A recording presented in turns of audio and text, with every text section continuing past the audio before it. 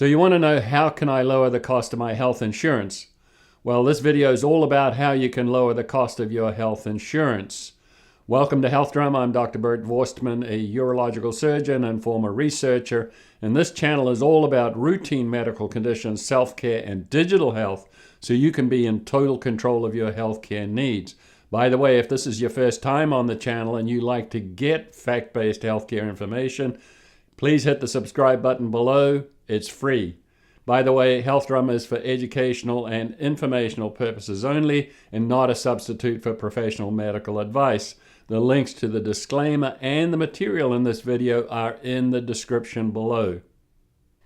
So let's look at the fancy claims about health insurance and their so-called benefits, and let's sort fact from fiction. So many of the claims about the benefits of having health insurance are a hoax. We find that much of it involves scare tactics and exaggerations.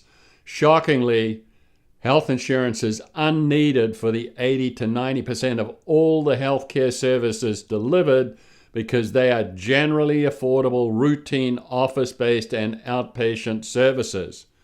Instead, insurance has created barriers to healthcare access, created cost sharing through the use of copays and deductibles, failed to control healthcare costs, failed to improve overall health, and failed to control medical debt. You can still go into debt despite having health insurance. Even worse, the health insurance industry controls virtually all healthcare pricing, healthcare access, and healthcare delivery. As a consequence, the health insurance industry dominates healthcare. There are no market forces, and value-based healthcare is impossible when under the control of a third party. In fact, why would anyone want a health plan to tell you which doctor you can see, how much care you can have, and when you can have it? So what is the purpose of insurance, and in particular, health insurance? So the purpose of health insurance is to protect against significant and unanticipated medical expenses. This needs to be underscored again because the purpose of insurance is not to cover routine expenses. For example, your car insurance doesn't cover the cost of a new tire. In reality, only about 10% of all healthcare services are significant and unanticipated because the majority of all healthcare services are generally affordable, routine, office-based, and outpatient care needs. It is this routine care that should be under your control and not under the control of health plans. Also, you need to be aware that health plans are not all equal. Some appear to be affordable, but these subpar health plans will leave you with fewer choices and surprise bills. So what percentage of medical services are considered generally affordable and routine? Some 80 to 90% of all the healthcare delivered in the US is considered generally affordable, routine, office-based, or outpatient care. Shockingly, the insurance industry has created numerous barriers to routine care access. Again, almost no insurance other than health insurance covers routine expenses. In the process, it creates numerous barriers to access. So what's the consequence of insurance coverage and control of routine healthcare services?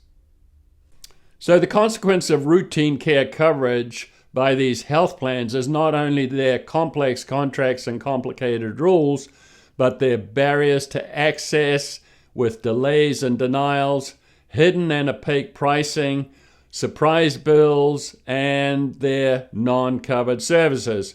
Some of these non-covered services may be more advanced treatments, which the plan will call investigational or experimental, so they don't have to pay for it. All of these complex health insurance rules for routine care access and delivery are totally self-serving and make the healthcare journey for both patients and practitioners frustrating, inefficient, inconvenient, and absolutely expensive.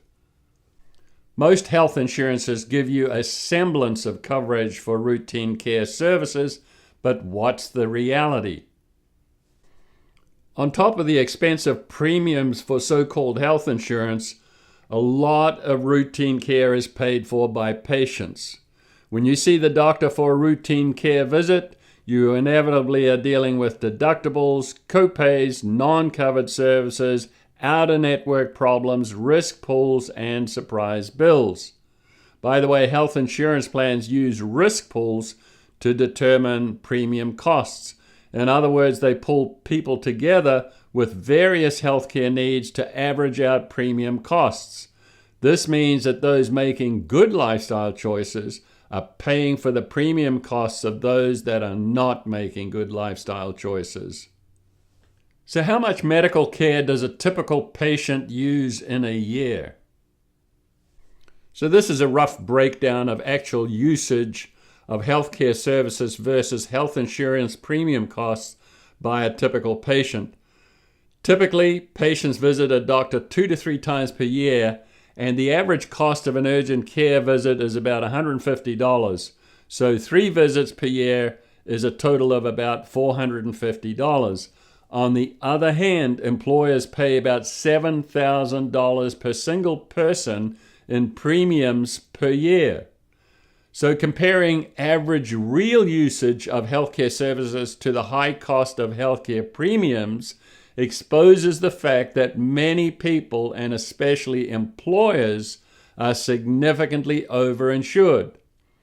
To underscore the fact that many people are overinsured for health benefits, some 50% of the population consumes only 3% of healthcare dollars, while incredibly, some 1% consumes 22% of all healthcare dollars. So, despite the scare tactics, exaggerations, and claims made by the health insurance industry, remember, healthcare is financially driven and full of financial conflicts of interest. So how can you lower the cost of your health insurance and still be covered for major medical? So many employers and healthcare consumers are overinsured and overpay for health benefits. As a first step in controlling healthcare costs, you should get the biggest high deductible plan you can tolerate. As it is, most people are not meeting their deductibles anyway. And remember, it's perfectly legal to pay cash for healthcare whether or not you have an insurance plan. Now, although you'll be paying more out of pocket for routine care, you'll cut your expensive monthly premiums far more and still be covered for major medical. Currently, many people pay for their routine care now anyway, as most never meet their deductible. As well, they pay co-pays, non-covered services, and out-of-network expenses. It's much more economical for people to shop around for routine care needs and check prices. And if you're an employee, you can still use your HSA, and if not, you simply set money aside in an account for future unexpected medical expenses.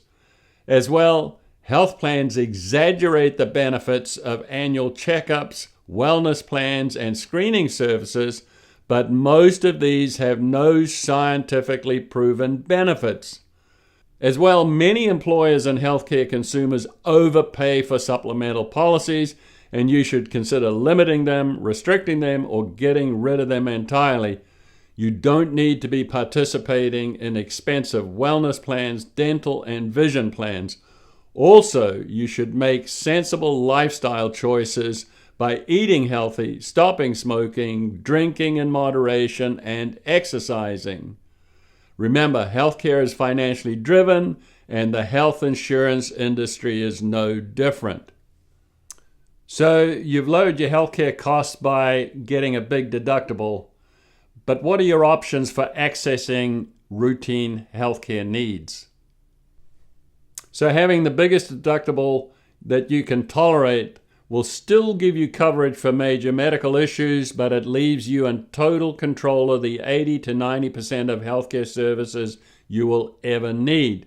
You can access routine care through telehealth and telemedicine, urgent care clinics, Christian health ministries, direct pay primary care physicians and concierge medicine, and digital health platforms.